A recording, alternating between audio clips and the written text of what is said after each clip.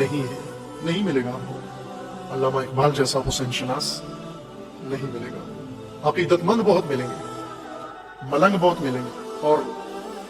خون حسین کے تاجر بہت ملیں گے، خیالی حسین بنانے والے بہت ملیں گے، لیکن سالار عشق کی معرفت رکھنے والے گوہر شناسوں میں سے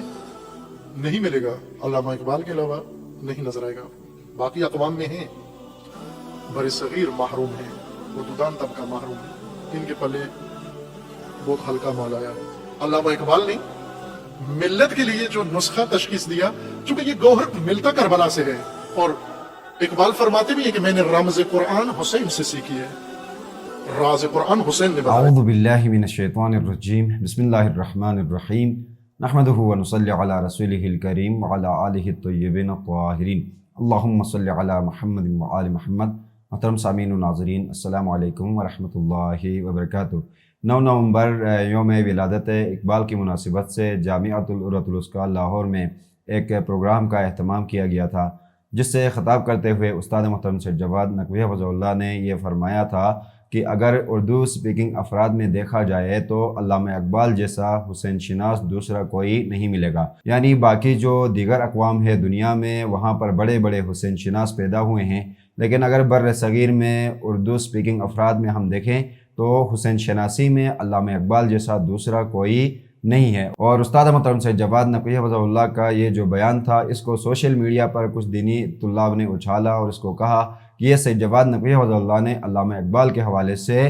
مبالغہ آرائی سے کام لیا ہے۔ اگر یہ کہا جائے کہ یہ جو افراد تھے جو استاد محترم سید جواد نقوی حفظہ اللہ پر اس حوالے سے تنقید کر رہے تھے، تو یہ سورج کو چراغ دکھانے کے مترادف تھا، چونکہ ان کی جو علمی حیثیت ہے وہ استاد محترم سید جواد نقوی حفظہ اللہ کے قریب بھی نہیں پہنچ سکتی تھی۔ اور جہاں تک علامہ اقبال کی بات ہے تو علامہ اقبال کے حوالے سے اگر بر صغیر میں کوئی درست تجزیہ اس اثر میں کر سکتا ہے تو وہ سید جواد نقوی حفظہ اللہ ہی ہیں، چونکہ علامہ اقبال بھی اپنے زمانے کے عظیم فلسفی تھے، اور اس زمانے میں اگر دیکھا جائے تو کم از کم جو مکتب تشیع سے تعلق رکھنے والے علماء ہیں، ان میں سید جواد نقوی حفظہ اللہ جس معیار کے فلسفی ہیں وہی جو ہیں علامہ اقبال کے حوالے سے درست تجزیہ کر سکتے ہیں۔ اگر ہم علامہ محمد اقبال کے فکری ارتقاء کی طرف اگر ہم نظر کریں تو ہمیں واضح طور پر نظر آتا ہے کہ جب انہوں نے شاعری کا آغاز کیا تھا، شعر گوئی کا آغاز کیا تھا، اور جب انہوں نے اردو میں آغاز میں انہوں نے شعر لکھنے اور پڑھنے شروع کیے تھے، تو اس وقت ان کی فکر اور جو آخر میں جب انہوں نے اردو کو خیرباد کہا اور فارسی میں انہوں نے شعر گوئی شروع کی، اشعار پڑھنے لکھنے شروع کیے، تو اس میں اور اس میں بہت زیادہ فرق ہمیں واضح طور پر نظر آتا ہے۔ اور یہ انسانی زندگی کا، تمام انسانوں کی زندگی کا فکری طور پر اگر ہم تجزیہ کرنا چاہیں تو کوئی بھی انسان ہو، اس کے آغاز میں جو فکر ہوتی ہے، اس کے زندگی کے حصول علم کے بعد اور فکری ارتقاء کے بعد جو اس کی فکر میں مضبوطی آتی ہے، وہ ہر انسان کے ساتھ ہوتی ہے۔ اور علامہ اقبال رحمۃ اللہ علیہ کی بھی ہم جب ان کی فکر کا جائزہ لیتے ہیں تو آغاز میں بہت سارے اس کے اس طرح کے افکار تھے، آخر میں جا کر علامہ اقبال کے یہ افکار چینج ہوئے ہیں۔ اگر بہت سارے موضوعات میں ہم علامہ اقبال کے اوپر تجزیہ کرتے ہیں تو واضح طور پر آغاز میں ان کے کچھ اور افکار تھے، لیکن بعد میں ان کے علم کی وجہ سے، تحقیق کی وجہ سے، ان کی فکری ارتقاء کی وجہ سے ان کے افکار میں تبدیلی آئی۔ لیکن کلی طور پر شروع سے آخر تک اقبال نے جو شعر گوئی کی ہے اس کے اندر اگر ہم دیکھیں تو اقبال کی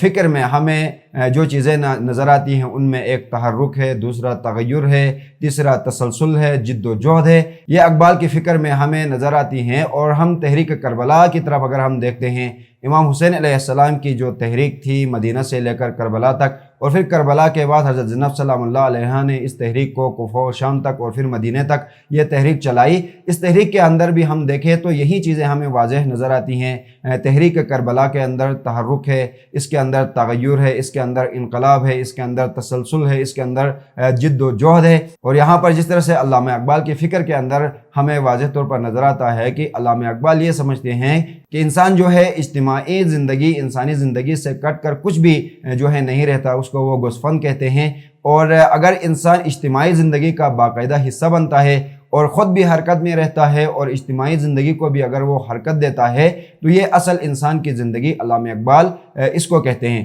اور اگر امام حسین علیہ السلام سے مخصوص جو انہوں نے اشعار کہے ہیں، رموز بے خودی میں، اسرار خودی میں، ارمغان حجاز میں اور دیگر جو ان کے اشعار ہیں جہاں پر امام حسین علیہ السلام سے متعلق اگر وہ سارے اشعار یہاں پر ہم پڑھے، ان کا ترجمہ کرے، تفسیر کرے تو بہت لمبی جو ہے بات ہو جائے گی۔ مختصراً علامہ اقبال نے امام حسین علیہ السلام سے متعلق جو اپنے اشعار کے اندر امام حسین علیہ السلام کی فکر کی نقشہ کشی کی ہے، اگر اس کی طرف ہم دیکھیں تو علامہ اقبال امام حسین علیہ السلام کو امام عشق کہتے ہیں، امام حسین علیہ السلام کو علامہ اقبال قرآن کی عملی تفسیر کہتے ہیں، امام حسین علیہ السلام کو علامہ اقبال حق و باطل کا ابدی معیار قرار دیتے ہیں کہ علامہ اقبال انسانیت کو فقر امام حسین اپنانے کا درس دیتے ہوئے ہمیں نظر آتے ہیں۔ ہم دیکھتے ہیں کہ علامہ اقبال امام حسین علیہ السلام کے بارے میں خود بھی روتے ہیں اپنی شاعری کے اندر، اور دوسروں کو بھی رلاتے ہیں اور دوسروں کو بھی رونے کا درس دیتے ہیں کہ امام حسین علیہ السلام کے اوپر رونے رلانے میں انسانی زندگی کے حیات کو جو ہیں طول ارایت ہوتی ہے۔ کبھی علامہ اقبال رسم شبیرے کی ادائیگی کو انسانی حیات کا جو ہیں تکمیل کہتے ہیں، کبھی علامہ اقبال امام حسین علیہ السلام کو بنا لا الہ الا اللہ کہتے ہیں، کبھی علامہ اقبال یہ کہتے ہیں کہ موت امام حسین علیہ السلام کے سامنے روبرو کھڑی ہے اور امام حسین علیہ السلام موت کو شکست دے رہے ہیں۔ اگر علامہ اقبال کے فکر کا کوئی فرد ہو، علامہ اقبال کی شاعری کو ان کی فکر کے ساتھ کوئی پڑھے اور انہی کے راستے کا کوئی راہی ہو تو وہ علامہ اقبال کو واقعاً سمجھ سکتا ہے۔ اور اگر اس دور میں ہم دیکھیں تو پاکستان میں یا پورے بر صغیر کے اندر اگر اس عصر میں ہم دیکھیں تو استاد محترم سید جواد نقوی حفظہ اللہ جیسی شخصیت ہی علامہ اقبال کے حوالے سے درست تجزیہ کر سکتی ہے۔ ہم دعا گو ہیں کہ اللہ تعالیٰ ان کے درجات بلند فرمائیں اور استاد محترم سید جواد نقوی حفظہ اللہ کو طول عمر عنایت فرمائیں۔ آمین۔ والسلام علیکم ورحمۃ اللہ وبرکاتہ۔